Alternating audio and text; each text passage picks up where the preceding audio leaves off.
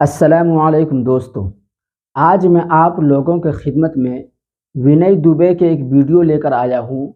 आप इस वीडियो को देखें और जानें विनय दुबे आखिर है कौन और कहाँ से है। तो चलिए बगैर टाइम ज़ाया किए हुए वो मुसलमानों के लिए क्यों बोलता है। चलिए तो बगैर टाइम ज़ाया किए हुए इस वीडियो की तरफ चलते हैं और ये वीडियो देखते हैं। चलिए वीडियो शुरू करते हैं।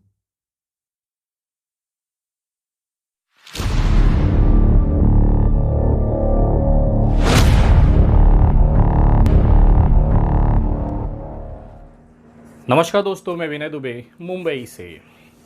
5 अप्रैल 2023 से लेके आज 9 मई 2023 तक आप लोगों ने महसूस किया होगा कि मैं सोशल मीडिया खास तौर वीडियोस के सेगमेंट में गायब रहा हूं। दरअसल मामला है 2020 के महाराष्ट्र के एक अदालती मुकदमे का, जिसने मुझे 5 अप्रैल 2023 से 5 मई 2023 तक वीडियोस बनाने पर पाबंदी लगाई थी।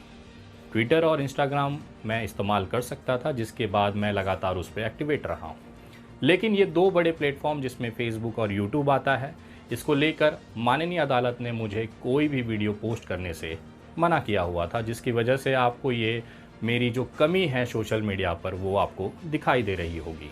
आपने ये सोचा होगा कि अचानक से विनय दुबे कहाँ गायब हो गए। दरअसल इस पूरे एक महीने के दौरान बीच में रमज़ान भी थे, तो उसकी व्यस्तता थी। इसके साथ में कानूनी के जो मेरी लड़ाई थी अदालत में वो चल रही थी। आज 9 मई 2023 को अदालत ने मुझे वापस से ये पाबंदियां हटा दी हैं।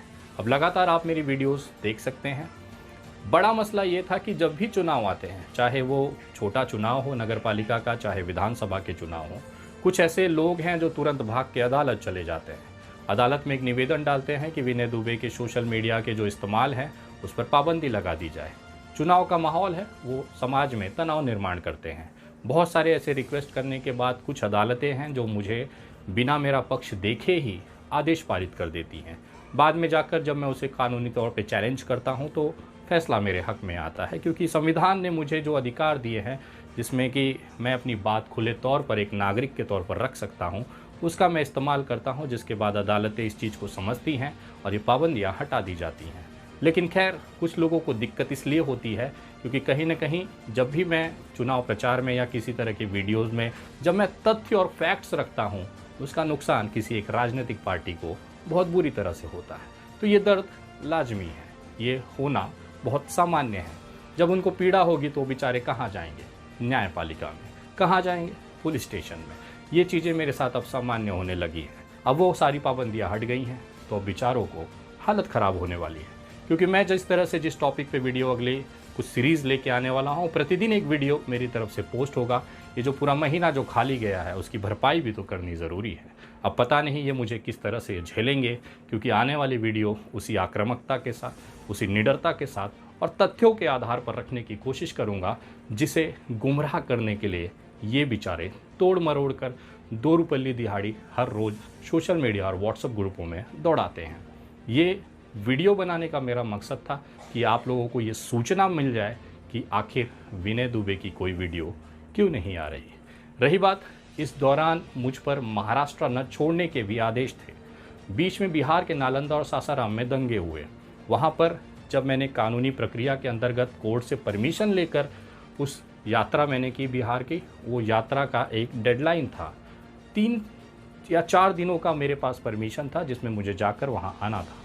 मैं जाकर उस 4 दिनों में सारी व्यवस्थाएं देख कर आया। उसके बाद मुझ पे पाबंदियाँ थी। वो पाबंदियाँ भी महाराष्ट्र ना छोड़ने का आज वो समाप्त हो गई है।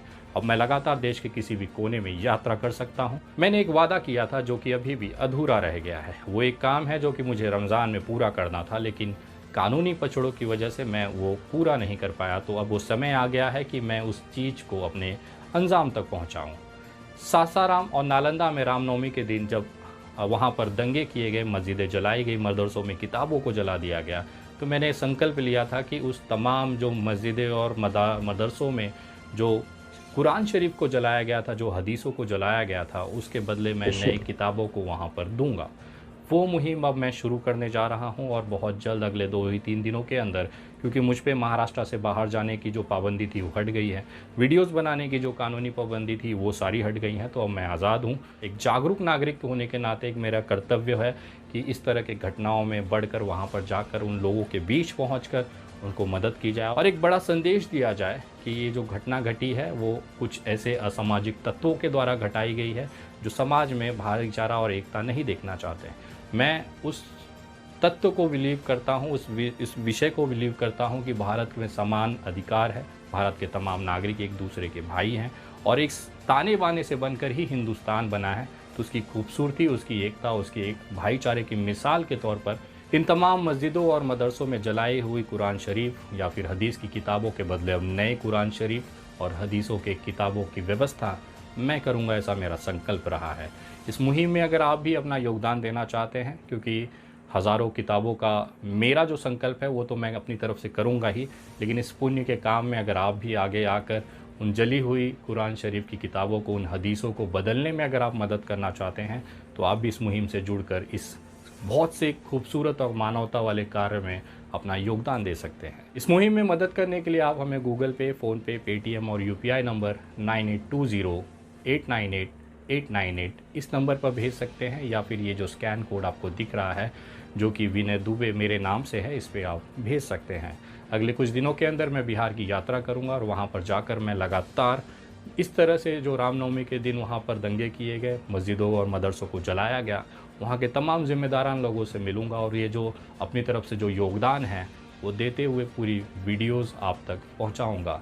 एक सनातनी होने के नाते मेरा धर्म ये गवाही नहीं देता कि मैं किसी दूसरे धर्म का अपमान करूँ। एक सनातनी होने के नाते मेरा धर्म ये मुझे बिल्कुल भी इजाज़त नहीं देता कि मैं किसी दूसरे के धर्म के जो धर्म ग्रंथ हैं, जो पवित्र किताबें हैं, उसे जलाऊं। ये जो कार्य किया गया था ये पूरी तरह से एक राजनीतिक दल के जहर का एक प्राण का हिस्सा था, जिसने समाज के अंदर देश को तोड़ने के लिए अपनी जो इच्छा शक्ति थी उसे दिखाने के लिए इन मस्जिदों को और मदरसों को टारगेट किया।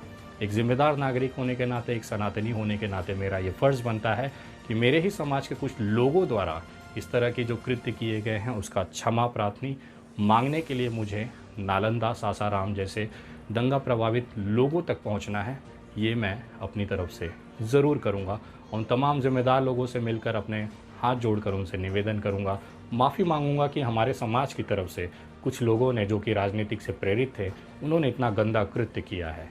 एक पाक किताब जो भाईचारा, मोहब्बत, मानवता और इंसानियत का संदेश देती है, उसको जलाकर इन्होंने जो घोर अपमान किया है, जो कृत्य किया है, जो गंदा कृत्य किया है, उसकी तरफ से हम जैसे तमाम जो सेकुलर सनातनी हैं उसकी तरफ से हम अपनी तरफ से माफ़ी ज्ञापित करेंगे।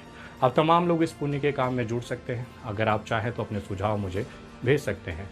ये वीडियो आपको कैसा लगा आप इस पर कमेंट करके ज़रूर बताएं। ये वीडियो भारत के हर उस नागरिक तक ज़रूर पहुँचाएँ जिनको ये महसूस हो रहा था कि अचानक से विनय दुबे कहाँ चले गए हैं। और मैं तमाम मेरे उन नफ़रत करने वाले लोगों से कहना चाहता हूँ कि अपना थोड़ा सा खाने पीने पर ध्यान दीजिए, मजबूत रहिए, क्योंकि कल से रोज़ाना मेरी वीडियो आएगी, उसका मतलब तो आप जानते ही हैं। अगली वीडियो बहुत जल्द, तब तक जय हिंद, जय महाराष्ट्र।